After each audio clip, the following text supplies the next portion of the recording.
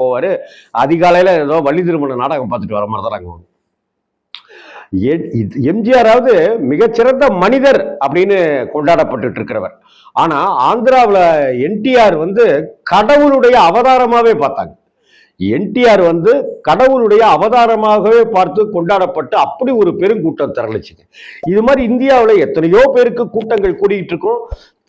அண்ணன் திருமாவளவன் அண்ணன் கூட்டம் நடத்துறாரு, மாநாடு நடத்துறாருனாக்கா கட்டுக்கடங்காத கூட்டம், இளைஞர்கள் கூட்டம், பெண்கள் கூட்டம்லாம் நிற்கும். அவர் அப்படி ஒரு கண்டிஷனை மீறி யாராவது நின்ட்டாக்க அந்த லட்சக்கணக்கான தொண்ட கட்சிக்காரங்கெல்லாம் வந்திருக்காங்க. திரும்ப பேசணும், ஆனா பேச மாட்டாரு.